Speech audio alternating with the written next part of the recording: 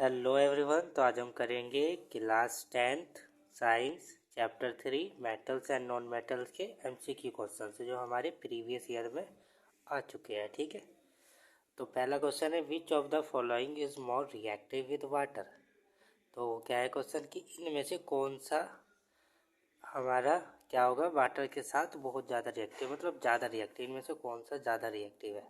तो इसका आंसर आप एनसीईआरटी बुक में देख सकते हो। ठीक है, एनसीईआरटी बुक में लिखा है मेरा metals like potassium and sodium react violently with cold water, कि कोल्ड वाटर के साथ ये वायलेंटली रिएक्ट करते हैं, यानी कि ज़्यादा रिएक्टिव हो गया, मोर रिएक्टिव हो गया पोटेशियम और सोडियम।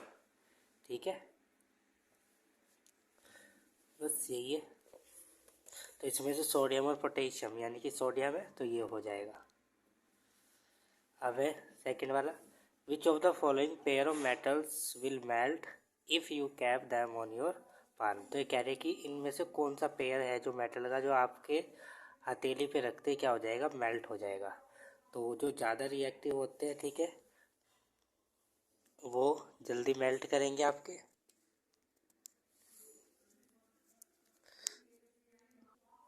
ठीक है, तो जो उनसे क्या हमारे जो एल्कली मेटल होते हैं बहुत ही ज़्यादा रिएक्टिव होते हैं। ठीक है, तो जैसे सोडियम हो गया, पोटेशियम, गैलियम, सीजियम।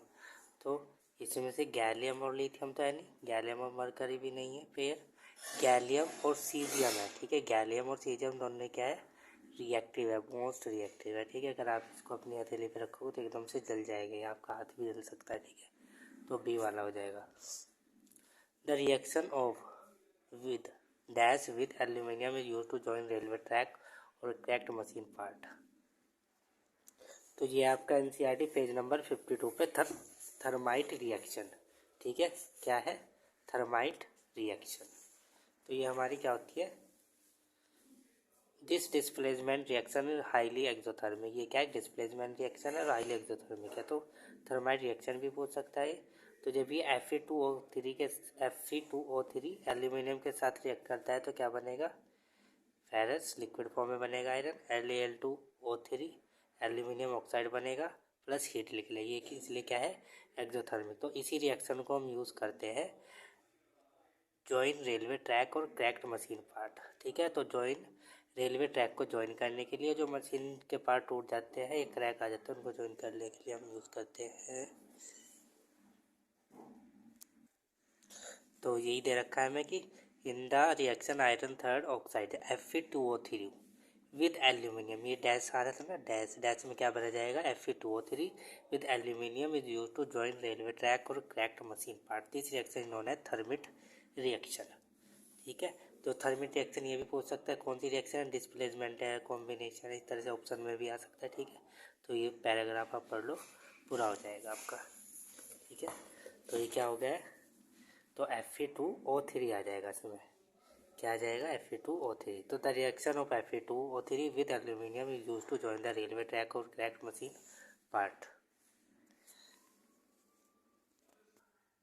तो अब है हमारे पास question number 4, bronze an alloy of dash and dash. तो कह रहे ब्रॉन्ज किसका एलॉय है। ठीक है, ब्रॉन्ज किसका एलॉय है, तो इसका आंसर हम देखेंगे एनसीईआरटी से ही। ठीक है, तो ये एनसीईआरटी में है आपकी, क्या है, एलॉय की डेफिनेशन। तो ये आपको एलॉय की डेफिनेशन भी पता होनी चाहिए। An alloy is a homogeneous mixture of two or more metals, कि दो या दो से ज़्यादा मेटल से मिलके जो हमें मिक्सचर मिलेगा उसे हम क्या बोलेंगे, एलॉय। और हम मेटल और नॉन मेटल, मेटल भी हो सकते हैं और नॉन मेटल भी मिलके जो मिक्सचर बनाएंगे उसे बोलते हैं क्या, एलॉय। ठीक है, तो अभी पूछ रहे हैं किसका alloy, if one of the metal is mercury then the alloy is known as amalgam. अगर मेटल हमारा एक मेटल क्या है, मरकरी है, मेटल्स मिलके बने हैं और इनमें से एक मरकरी है, तो जो एलॉय बनेगा उसे बोलेंगे हम अमलगम। ठीक है, electrical conductivity and melting point of N alloy is less than that of pure metals. Electrical conductivity है और जो मेल्टिंग पॉइंट है एलॉय का, ये प्योर मेटल से कम होता है। Brass and alloy of copper and zinc, जो ब्रास है हमारा एक किसका मिक्सचर है, कॉपर और जिंक का मिक्सचर है। ठीक है, यानी कॉपर और जिंक का एलॉय है। ब्रॉन्ज, ये आ गया, यही क्वेश्चन दे रखा है हमें, ब्रॉन्ज किसका मिक्सचर है, कॉपर और टिन का। ठीक है, तो bronze and alloy of copper and tin, यानी कॉपर और एसएन। ठीक है, तो ये रहा कॉपर एंड टिन HN, तो ये आ जाएगा आपका 6। On burning metal react with oxygen to produce, जब हम मेटल की रिएक्शन ऑक्सीजन के साथ होती है, मेटल जब ऑक्सीजन के साथ रिएक्शन करता है तो क्या बनाता है, मेटल ऑक्साइड। तो इसमें से कौन सा हो जाएगा, ऑप्शन सी, क्या बनेगा, metal oxide. Which one of the following gases burn with pop sound when metals react with dilute acid. तो कह रहे इनमें से कौन सी गैस है जो हमारी पॉप साउंड वाला मतलब बर्न होती है, जब हम उसके पास मैच स्टिक लेके जाएंगे तो उसमें से पॉप की आवाज़ आती है एकदम से, जैसे कि एक बोतल का ढक्कन खुलता है, ठीक है, इस तरह से, तो उसमें से आवाज़ आती है, ठीक है। तो कौन सी गैस है वो, तो कौन सी गैस है वो, हाइड्रोजन गैस है, ठीक है। ये मोस्ट इम्पोर्टेंट है आपका हाइड्रोजन का test. An element A soft and can be cut with knife, अभी बताया था सोडियम एंड पोटेशियम बहुत सॉफ्ट होते हैं, उनको हम नाइफ से कट कर सकते हैं। ये ऐसे होते हैं जैसे कि एक पोटैटो को जैसे हम नाइफ से काटते हैं ना, इस तरह से। या फिर एक चीज़, ठीक है, paneer. This is very reactive to air, और ये बहुत ही ज़्यादा रिएक्टिव होते हैं। And it react vigorously with water, identify the element. अभी बताया था आपको सोडियम और पोटेशियम, तो इसमें से सोडियम और पोटेशियम, सोडियम ही है, ठीक है। तो ये कैसे होते हैं, बहुत सॉफ्ट, और हम कट कर सकते हैं नाइफ के साथ भी, वेरी रिएक्टिव होंगे, और वाटर के साथ ही इजीली रिएक्ट कर जाते हैं। Which of the following as a metallic as well as non metallic character, तो इनमें से कौन से ऐसे हैं जिनके पास मेटल का कैरेक्टर भी है, नॉन मेटल का कैरेक्टर भी है। तो जिनके पास मेटल का कैरेक्टर होता है, नॉन मेटल का कैरेक्टर भी होता है, उसे बोलते हैं मेटलॉइड्स, ठीक है। तो इनमें से आपको मेटलॉइड ही पहचानने हैं। तो मेटलॉइड कौन सा हो जाएगा, एंटीमनी, आर्सेनिक। तो एंटीमनी आर्सेनिक क्या होता है, हमारे मेटलॉइड, यानी कि ये मेटेलिक कैरेक्टर भी दिखाएंगे, नॉन मेटेलिक कैरेक्टर भी। तो इसमें से आपका हो जाएगा फर्स्ट सी वाला, फर्स्ट एंड सेकंड ओनली।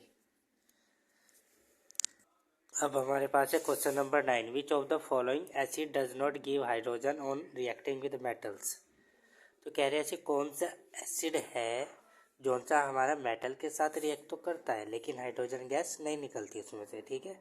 वैसे तो हमने क्या पढ़ा है कि जब मेटल एसिड के साथ रिएक्ट करता है तो हाइड्रोजन गैस निकलती है, लेकिन ऐसा कौन सा एसिड है जो मेटल के साथ रिएक्ट तो करता है लेकिन हाइड्रोजन गैस वहाँ से नहीं निकलती, ठीक है। तो इसमें से आपको देखना है, तो इसका आंसर भी आप NCERT में से देख सकते हो पेज नंबर 44 पे, ठीक है। तो ये आपका आंसर लिखा है यहाँ पे, ये रहा, hydrogen gas is not evolve when a metal react with nitric acid. तो हाइड्रोजन गैस नहीं निकलती, नहीं इवॉल्व होती जब मेटल हमारा रिएक्ट करता है नाइट्रिक एसिड के साथ। नाइट्रिक एसिड मतलब HNO3। तो इट बिकॉज क्यों नहीं करता, because HNO3 is a strong oxidizing agent, क्योंकि HNO3 क्या हमारा स्ट्रॉन्ग ऑक्सीडाइजिंग एजेंट है, और ये हाइड्रोजन को ऑक्सीडाइज करके वाटर मॉलिक्यूल बना देता है, यानी उसको ऑक्सीडाइज करके क्या बना देगा, वाटर। और it shall be reduce to any other of nitric oxide. बस आपको यहाँ तक ही इसको याद करना है। But magnesium and manganese react with very dilute acid HNO3 to evolve H2O, लेकिन मैग्नीशियम और जो मैंगनीज है हमारा ये रिएक्ट कर सकता है, ठीक है, ये एक्सेप्शन है यहाँ पे, ठीक है।